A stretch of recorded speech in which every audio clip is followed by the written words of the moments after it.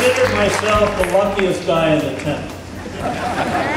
Just 6 years ago, my little company, which we founded here and started doing aircraft research back in 1974, we were known only for airplanes.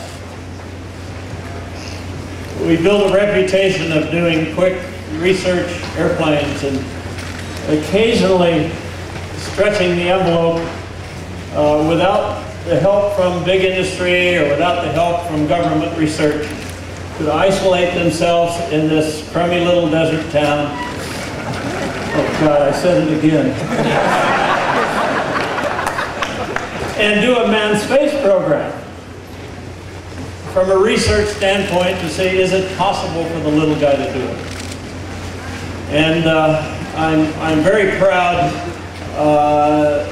to say that we accomplished that with an efficiency that's just unheard of in the aerospace industry.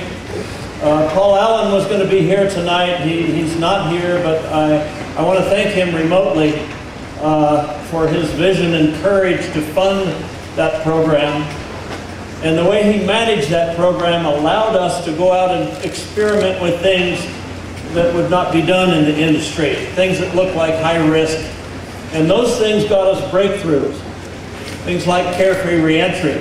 And those sort of things enabled us to approach commercial space with more confidence that it can be something that's a proper, a safe and proper thing for flying the public. I also am the luckiest guy in the room because I can say that during this recession, we have prospered. We have more than doubled the size of our company.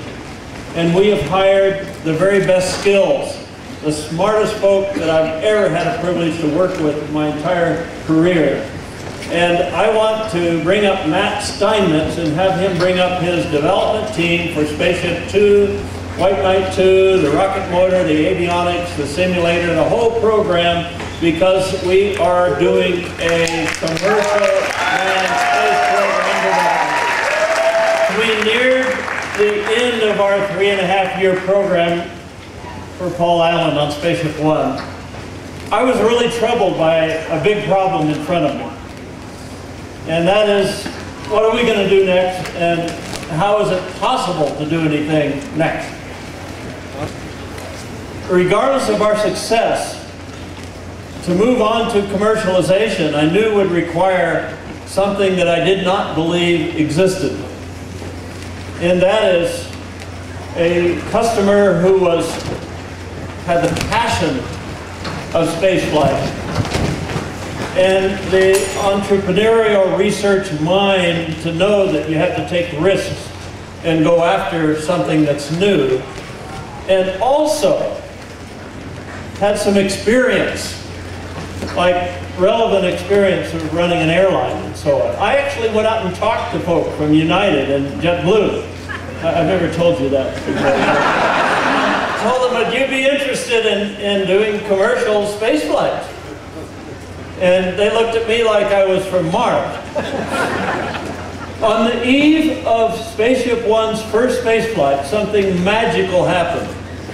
And that is Sir Richard Branson showed up and said, I want to do this. I already have a company called Virgin Galactic. And I thought, my God, he also has Virgin Atlantic.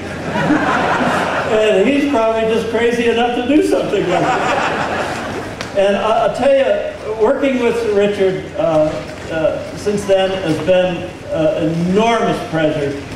And I want to say that this program has been, to this point, harder than we thought it would be. It's taken longer, it's been more difficult. And I am just honored and very grateful to you, Sir Richard, for sticking with us and for having the courage and the vision to say this is the right thing to do. We have never ever argued about the vision or anything about the program, really. And you stuck with us, and we have an enormous milestone today in unveiling the first commercial manned spacecraft. And I look forward to moving into the test program with your continued support. And I want to thank you very much. And I'd just like to say that I'm Richard Branson's friend. And thank you very much.